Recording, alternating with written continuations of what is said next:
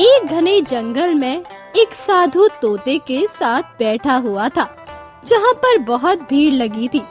सभी लोग साधु से अपना भविष्य पूछने आ रहे थे, क्योंकि तोता सभी का भविष्य बताता था। तभी चंदन ने कहा, साधु महाराज, मेरा भविष्य बताइए। मैं बहुत ज्यादा परेशान हूँ। क्या करूँ, कुछ समझ में नहीं आ रहा। अरे तू चिंता क्यों कर रहा है? बस तुम मुझे 10 स्वर्ण मुद्राएं दे, मैं तेरा भविष्य अभी बता देता हूँ। हाँ हाँ, क्यों नहीं, मैं लेकर आया हूँ। ये कहकर चंदन ने साधु को 10 स्वर्ण मुद्राएं दी। इसके बाद साधु ने तोते से कहा, जरा बताओ तो इसके नसीब में क्या लिखा है? ये सुनकर तोते ने वहाँ पर रखी एक पर्ची को खींचा और चंदन को पकड़ा दिया, जिस पर चंदन थोड़ा हैरान हुआ। उसने जब पर्ची को पढ़ा तो काफी खुश हुआ। अरे वाह, इसमें तो लिखा हुआ है मैं बहुत जल्दी माला माल हो जाऊंगा। अरे वाह, तुम्हारा तो नसीब खुलने वाला है। पर क्या ऐसा होगा साधु महाराज? अरे क्यों नहीं होगा, जब मेरे तोते ने भविष्यवाणी की है तो जरूर होगा। ये सुनकर चंदन काफी ज्यादा खुश हुआ और वहाँ से चला गया। इस तरह वो तोता सभी का भविष्य बताता, जिससे वो काफी ज्यादा परेशान हो जाता, क्योंकि साधु उसे खाने का कुछ नहीं देता। शाम होने आई और अब लगभग सभी लोग जा चुके थे और तोते ने साधु से कहा, बहुत तेज भूख लगी है, कुछ खाने को दे दो। हाँ हाँ, क्यों नहीं तोता, अभी तुझे खाने को देता हूँ। तू तो मेरे लिए किसी खजाने की चाबी से कम नहीं है। तेरी वजह से मुझे बहुत माल मिल जाता है। ये कहकर साधु ने तोते को एक सेब दे दिया। तोते ने सेब को खाया, पर अपने कर्म को कोसता हुआ बोला, पता नहीं क्यों मुझ में यह विद्या है। मेरी इस विद्या का यह साधु दुरुपयोग उठा रहा है। मैं यहाँ नहीं रह सकता। तोता काफी ज्यादा परेशान रहता, क्योंकि काम हो जाने के बाद साधु उसे पिंजरे में कैद रखता था, पर तोता खुले आसमान में उड़ना चाहता। धीरे धीरे समय गुजर रहा था। वहीं दूसरी तरफ एक गांव में हरिया अपनी पत्नी सुधा के साथ रहता था। वो बहुत गरीब था। हरिया मजदूरी करके अपने परिवार का गुजारा किया करता था। एक दिन हरिया काम पर जा रहा था और उसने सुधा से कहा, सुनो, मैं काम पर जा रहा हूँ, तुम्हें कुछ चाहिए तो नहीं? अजी, कुछ नहीं चाहिए, बस राशन खत्म हो गया है, वो ले आना। हाँ हाँ, मैं शाम को राशन लेकर आऊंगा, पर अगर पैसे मिल गए तो, क्योंकि तुम्हें तो पता ही है पैसे बहुत कम मिल पाते हैं। ये तो आपने ठीक कहा, पर कोशिश करिए शाम को राशन आ जाए, क्योंकि राशन नहीं है। तुम चिंता मत करो, मैं पूरी कोशिश करूंगा लाने की। इसके बाद हरिया काम पर चला गया और सुधा नदी पर पानी भरने चली आई, क्योंकि उसका पानी खत्म हो चुका था। पर नदी पर पहले से ही गांव की गीता पानी भर रही थी। गीता एक अमीर घर से थी।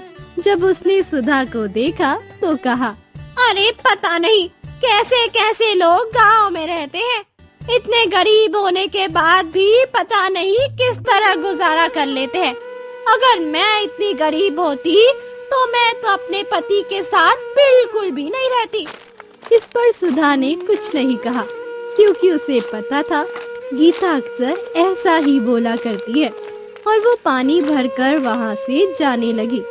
तभी गीता ने उसे रोका और कहा, अरे बड़ी जल्दी पानी भर के जा रही हो, थोड़ी हमसे भी बातें कर लो।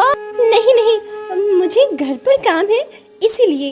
अरे तुम्हारे घर पर कौन सा काम है, और वैसे भी तुम्हारा घर है ही कितना सा जो तुम्हें काम होगा। चाहे कितना भी बड़ा हो, पर घर तो घर होता है, और तुम मेरी हमेशा हंसी क्यों उड़ाती रहती हो? भले ही मैं गरीब हूँ, पर चैन से तो खाती हूँ। हाँ हाँ, वो तो पता ही है कितना चैन से खाती हो। वो तो तुम गरीब हो इसीलिए कुछ कह नहीं पाती हो और मुझे कुछ कहना भी नहीं है, समझी तुम। ये कहकर सुधा वहाँ से चली आई। घर आने पर वो काफी ज्यादा दुखी हुई और उसने अपने आप से कहा, हे भगवान, आप मुझे दिन क्यों दिखा रहे हैं? काश थोड़ा अमीर हमें भी बना दिया होता तो इस तरह लोगों के ताने तो नहीं सुनने पड़ते। ये कहकर सुधा अपने काम में लग गई, क्योंकि वो नहीं चाहती थी इन सब के बारे में उसके पति को पता लगे, जिससे वो भी दुखी हो। वहीं दूसरी तरफ साधु तोते के साथ इसी तरह लोगों का भविष्य देखा करता था। और एक दिन की बात है, तोता ने भविष्य देखने से मना कर दिया, जिस पर साधु को बहुत गुस्सा आया और साधु ने तोते से कहा, यह तू क्या बकवास कर रहा है? क्या तेरा दिमाग खराब हो गया है? तू लोगों का भविष्य नहीं देखेगा? अगर तूने भविष्य नहीं देखा तो फिर मेरा काम कैसे होगा? मुझे नहीं पता और अब मैं भविष्य नहीं देखूंगा, ना ही मैं तुम्हारी कोई बात मानूंगा। अगर तूने ऐसा नहीं किया तो मैं तुझे हमेशा के लिए पिंजरे में कैद कर दूंगा, समझा? तुझे मेरी बात माननी ही पड़ेगी। नहीं मानूंगा, क्योंकि तुम मुझ पर बहुत अत्याचार करते हो। मैं एक पंछी हूँ जो आसमान में उड़ना चाहता है। नहीं नहीं, तू सिर्फ मेरा है और मेरे काम ही आएगा। तुझे लोगों का भविष्य बताना ही पड़ेगा। पर तोते ने मना कर दिया, जिस पर साधु ने उसे पूरे दिन पिंजरे में कैद रखा। ये सब देखकर तोता काफी परेशान हुआ और उसने अपने आप से कहा, मैं इस तरह इस पिंजरे में नहीं रह सकता, मुझे कुछ न कुछ करना ही पड़ेगा। वहीं दूसरी तरफ साधु भी काफी ज्यादा गुस्से में था, क्योंकि तोता लोगों का भविष्य नहीं बता रहा था, जिस वजह से उसे काफी नुकसान हो रहा था। यह तोता तो बिल्कुल भी भविष्य नहीं बता रहा। मुझे इसका कुछ न कुछ करना ही पड़ेगा। इस तरह तो यह मेरा सारा काम खराब कर देगा। इसके बाद उसने तोते पर अत्याचार करना शुरू कर दिया। उसने उसे भूखा रखा और उसी के साथ उसे मारा भी। पर तोते ने साधु की बात नहीं मानी, जिससे साधु काफी ज्यादा परेशान हो गया। मैं तुझसे आखिरी बार कह रहा हूँ, मेरी बात मान ले, वरना मुझसे बुरा कोई नहीं होगा। नहीं मानूंगा, नहीं मानूंगा। जब तक तुम मुझे पिंजरे से आजाद नहीं करोगे, तब तक मैं तुम्हारी बात नहीं मानने वाला। अच्छा, तो इसका मतलब तू अपनी जिद नहीं छोड़ेगा? नहीं छोड़ने वाला, क्योंकि तुमने मुझे इसी पिंजरे में कैद करके रखा है और अब मैं इस पिंजरे में नहीं रहने वाला। साधु को कुछ समझ नहीं आ रहा, क्योंकि लगातार लोग आ रहे थे, पर तोता भविष्य नहीं बता रहा था, जिस वजह से लोग लौट जा रहे थे। ये देखकर साधु ने कहा, मुझे इसे किसी न किसी तरह मनाना पड़ेगा, वरना मेरे बरसों की मेहनत पर पानी फिर जाएगा। इसके बाद जब लोग अपना भविष्य पूछने आए, तो साधु ने तोते से भविष्य बताने के लिए कहा, जिस पर तोते ने कहा, मैं भविष्य तभी बताऊंगा जब तुम मुझे पिंजरे से आजाद करोगे। ये सुनकर साधु ने लोगों की तरफ देखा और मुस्कुरा कर कहा, हाँ, क्यों नहीं, मैं तुम्हें अभी पिंजरे से बाहर निकालता हूँ, पर तुम्हें इन लोगों का भविष्य बताना पड़ेगा। हाँ, मैं भविष्य बताऊंगा, और पहले मुझे आजाद करो। ये सुनकर जैसे ही साधु ने तोते को पिंजरे से बाहर निकाला, वैसे ही तोता पिंजरे से उड़कर गया। ये देखकर साधु काफी हैरान हुआ और चिल्लाता हुआ बोला, कहाँ जा रहे हो तुम? रुक जाओ, वरना मुझसे बुरा कोई नहीं होगा। पर तोता रुका नहीं और आसमान में उड़ने लगा, जिस पर साधु भी उसके पीछे पीछे भागने लगा और चिल्लाने लगा, नहीं, तुम मुझे इस तरह छोड़कर नहीं जा सकते हो, लौट आओ। पर तोता ने साधु की बात नहीं सुनी और वो उड़ता हुआ चला गया। साधु उसे उड़ता हुआ देख रहा था और अपने आप पर काफी गुस्सा कर रहा था। मैंने इसे पिंजरे से आजाद ही क्यों किया? मुझे पहले ही समझ जाना चाहिए था। साधु काफी ज्यादा गुस्से में था। उसे कुछ समझ नहीं आ रहा था। वहीं दूसरी तरफ तोता उड़ता हुआ जा रहा था। खुले आसमान को देखकर तोता काफी ज्यादा खुश था। आज पहली बार मैं आसमान में उड़ रहा हूँ। काश मुझे पहले कभी उड़ने को मिलता। अब मैं कभी भी उस साधु के पास नहीं जाऊंगा। ये कहकर वो उसी गांव में आ गया जहाँ पर सुधा रहा करती थी और वो आकर सुधा के घर के बाहर बैठ गया। सुधा जब घर से बाहर निकली तो उसने तोते को बैठा हुआ देखा। उसे देखकर वो थोड़ी हैरान हुई। अरे इतना प्यारा तोता मेरे घर के बाहर। सुधा को देखकर तोता थोड़ा घबराया, पर सुधा ने उसे प्यार से देखा और कहा, अरे तुम्हें भूख लगी है क्या? मैं तुम्हारे लिए खाना ले आऊं? सुधा ने तोते को खाना दिया।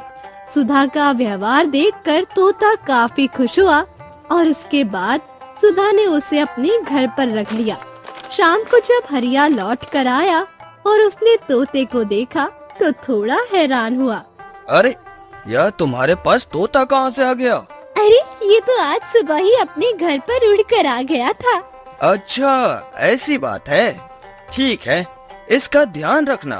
हाँ क्यों नहीं, आज से ये हमारे साथ ही रहेगा। वही तोता उन लोगों के घर को अच्छी तरह देख रहा था। तोता समझ रहा था वो लोग कितने गरीब हैं और तोते ने अपने आप से कहा, यह लोग तो बहुत ही गरीब हैं और यह लोग बहुत अच्छे भी मालूम पड़ रहे हैं। मुझे इनकी मदद करनी चाहिए। पर फिर तोते ने सोचा कि मुझे इन लोगों की परीक्षा लेनी चाहिए, क्योंकि अगर ये लोग बाद में बदल गए तो, और इसीलिए उसने उस समय चुप रहना ही बेहतर समझा। धीरे धीरे समय गुजरा। हरिया का काम छूट गया, जिस वजह से वो घर पर ही रहने लगा, जिसे देखकर सुधा भी काफी परेशान हुई। अजी अब क्या होगा? अब तो आपका काम भी छूट गया है। अब घर का गुजारा कैसे होगा? यही तो मुझे समझ में नहीं आ रहा है। मैं काम ढूंढ रहा हूँ पर कहीं काम ही नहीं मिल रहा। अजी आप कहीं काम ढूंढे ना। अगर इस तरह रहेंगे तो फिर घर का गुजारा कैसे हो पाएगा? आप चाहे तो मैं सेठ के यहाँ पर काम कर लूँ। नहीं नहीं, तुम्हें कहीं काम करने की जरूरत नहीं है।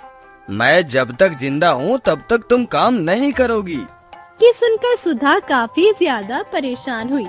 उसे इतना परेशान देखकर हरिया भी परेशान था। वहीं तोता उन दोनों को देख रहा था और तोता ने अपने आप से कहा, लगता है अब सही समय आ गया है। मुझे इनकी समस्या को दूर करना चाहिए। ये कहकर तोता ने उन लोगों को अपने पास बुलाया, जिस पर सुधा थोड़ी हैरान हुई। क्या हुआ? तुम हमें क्यों बुला रहे हो? मेरे पास तो आओ, मैं तुम्हें कुछ बताना चाहता हूँ। ये सुनकर हरिया भी थोड़ा हैरान हुआ, क्योंकि आज पहली बार तोता बोला था और हरिया ने तोता से कहा, तुम बोल भी लेते हो? हाँ हाँ मैं बोल लेता हूँ। मैंने तुम्हें इसलिए नहीं बताया था कि कहीं तुम मेरा गलत फायदा ना उठाओ। ये सुनकर हरिया और सुधा काफी ज्यादा हैरान हुए और सुधा ने कहा, मैं तुम्हारा भला गलत फायदा कैसे उठा सकती हूँ? बात ऐसी है कि मैं भविष्य बताता हूँ और मैं तुम लोगों की मदद कर सकता हूँ। क्या? पर कैसे? कैसे तुम हमारी मदद कर सकते हो? मैं लोगों का भविष्य बताता हूँ। तुम चाहो तो मैं तुम्हारा भी भविष्य बता सकता हूँ और तुम चाहो तो तुम्हें खजाने तक ले जा सकता हूँ। क्या? खजाने तक? तुम्हें खजाने के बारे में कैसे पता है? क्योंकि मैं पहले जिसके पास रहता था उसके पास बहुत सारा धन था और वो उस धन को इधर उधर गुफा में छुपा देता था। पर हम लोग इस तरह किसी का धन कैसे ले सकते हैं? अरे मैं तुम्हें जिसके बारे में बता रहा हूँ वो बहुत ही दुष्ट आदमी है। साधु होने के बाद भी उसने मेरे साथ बहुत बुरा व्यवहार किया अच्छे हो, इसलिए मैं तुम्हें खजाने तक ले जाना चाहता हूँ। ये सुनकर हरिया और सुधा काफी ज्यादा हैरान हुए। इस पर हरिया ने कहा, क्या तुम सच कह रहे हो? क्या तुम हमें खजाने तक ले जा सकते हो? हाँ हाँ, क्यों नहीं, चलो मैं अभी तुम्हें खजाने के पास लेकर चलता हूँ, क्योंकि अभी वो साधु भी नहीं होगा। इसके बाद हरिया ने सुधा से कहा, तुम यहीं रहो, मैं तोते के साथ जा रहा हूँ। अजी मैं भी आपके साथ चलती हूँ। नहीं नहीं, मैं नहीं चाहता कि तुम किसी मुसीबत में फंसो। अगर मैं किसी मुसीबत में फंस गया तो तुम तो हो हमें निकालने के लिए। अरे तुम परेशान क्यों हो रहे हो, वहाँ कोई मुसीबत नहीं होगी। पर फिर भी मैं सुधा को ले जाना नहीं चाहता हूँ। ठीक है, जैसा आप कह रहे हैं, पर आप जल्दी लौट आना। इसके बाद सुधा घर पर ही रही और हरिया तोते के साथ जंगलों की तरफ चला गया। जंगल में काफी दूर आने पर हरिया ने तोता से कहा, कहाँ पर है वह खजाना जिसके बारे में तुम बता रहे थे? यहाँ से कुछ दूरी पर हमें एक गुफा मिलेगी, उसी के अंदर खजाना है। इसके बाद वो लोग उसी गुफा के पास आ गए। गुफा के पास आने पर हरिया ने कहा, क्या तुम इसी गुफा की बात कर रहे थे? हाँ हाँ, मैं इसी गुफा की बात कर रहा था। इसके बाद वो लोग गुफा के अंदर गए तो हैरान थे, क्योंकि वहाँ पर कुछ नहीं था। जिस पर हरिया ने कहा, अरे यहाँ तो कुछ भी नहीं है। पर खजाना तो यही होना चाहिए था, कहीं ऐसा तो नहीं साधु ने दूसरी गुफा में रखा हो? तुम्हें पूरा यकीन है कि दूसरी गुफा में खजाना होगा? हाँ हाँ, मुझे बहुत सारे खजाने की जगह के बारे में पता है, तुम मेरे साथ चलो। इसके बाद तोता हरिया को दूसरी गुफा की तरफ ले आया। दूसरी गुफा वहाँ से उत्तर दिशा की तरफ थी। काफी दूर आने पर हरिया ने कहा, और कितनी दूर चलना है? शाम होने वाली है। तुम परेशान मत हो, हम कुछ ही देर में गुफा के पास पहुँच जाएंगे। इसके बाद वो लोग एक गुफा के पास आए। गुफा को देखकर हरिया ने कहा, क्या इसी गुफा में वो खजाना है? होना तो इसी गुफा में चाहिए। देख लो, क्योंकि पहले वाली गुफा खाली थी। नहीं नहीं, इस गुफा में जरूर होगा। इसके बाद वो लोग उस गुफा के अंदर गए तो वहाँ पर बहुत सारा खजाना रखा था, जिसे देखकर हरिया काफी ज्यादा हैरान हुआ और बोला, अरे यहाँ पर तो सच में बहुत सारा खजाना रखा हुआ है। मैंने तुमसे कहा था ना, मुझे बहुत सारे खजाने के बारे में पता है। तुम कहो मैं तुम्हें दूसरी जगह और लेकर चलता हूँ। नहीं नहीं, मुझे इतना सारा नहीं चाहिए, मेरे लिए यही काफी है। अब हमें घर जाना चाहिए, क्योंकि सुधा इंतजार कर रही होगी। हाँ हाँ, तुम ठीक कह रहे हो। इसके बाद वो लोग घर पर आ गए। सुधा ने जब खजाने को देखा तो वो काफी ज्यादा हैरान हो गई। उसे तो यकीन ही नहीं हो रहा था कि वो लोग खजाना लेकर आए हैं। और सुधा ने कहा, सच में आप लोग खजाना लेकर लौट आए। हाँ हाँ सुधा, तोता बिल्कुल ठीक कह रहा था। इसे तो बहुत सारे खजाने के बारे में पता है। हमें नहीं पता था यह हमारे लिए भगवान का रूप बनकर आया है। अरे ऐसा क्यों कह रहे हो, तुम लोग बहुत अच्छे हो इसलिए, वरना आज के समय में कोई भी किसी की इतनी सेवा नहीं करता जितनी तुमने मेरी की है। ये सुनकर हरिया और सुधा बहुत ज्यादा खुश हुए और अब वो लोग बहुत ज्यादा अमीर हो गए थे और आराम से गांव में रहने लगे, जिसे देखकर गांव वाले काफी हैरान थे। वहीं अब तोता लोगों का भविष्य बताने लगा, जिससे हरिया को और पैसे मिलने लगे थे। दूसरी तरफ साधु तोते को ढूंढता हुआ उसी गांव में आ गया, क्योंकि उसे पता था तोता उड़ते हुए किसी न किसी गांव में जरूर गया होगा। और साधु ने अपने आप से कहा, मुझे ऐसा क्यों लग रहा है तोता यहीं आसपास हो। बस एक बार वह तोता मुझे मिल जाए, इसके बाद मैं उसे कहीं नहीं जाने दूंगा। तभी उसने एक आदमी को देखा जो कहीं जल्दबाजी में जा रहा था। उसे इतना जल्दबाजी में जाता देख साधु ने कहा, तुम कहाँ जा रहे हो? अरे साधु महाराज, मैं अपना भविष्य दिखाने जा रहा हूँ। क्या भविष्य दिखाने? यह तुम क्या कह रहे हो? अरे यहाँ पर एक तोता रहता है जो लोगों का भविष्य बताता है। मैं उसी के पास जा रहा हूँ। ये सुनकर साधु को समझ आ गया कि मुकेश उसी के तोते के बारे में बात कर रहा है और साधु ने कहा, वह तोता कहाँ पर है? क्या तुम मुझे बता सकते हो? हाँ हाँ, आप कहो तो मैं आपको लेकर चल सकता हूँ। इसके बाद मुकेश साधु को अपने साथ हरिया के घर पर ले आया। साधु को देखकर तोता काफी ज्यादा घबरा गया, क्योंकि तोते को देखकर साधु बहुत ज्यादा खुश हुआ। इसका मतलब तुम यहाँ पर छुपे बैठे हो?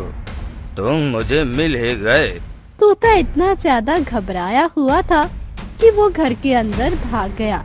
उसे इस तरह घर के अंदर भागता देख हरिया और सुधा काफी हैरान हुए और वो लोग भी घर के अंदर आए और बोले, क्या हुआ? तुम इस तरह घर के अंदर क्यों आ गए? क्योंकि मेरा असली मालिक लौट आया है, वह मुझे ले जाएगा। कौन है तुम्हारा असली मालिक? वही साधु जो द्वार पर खड़ा है।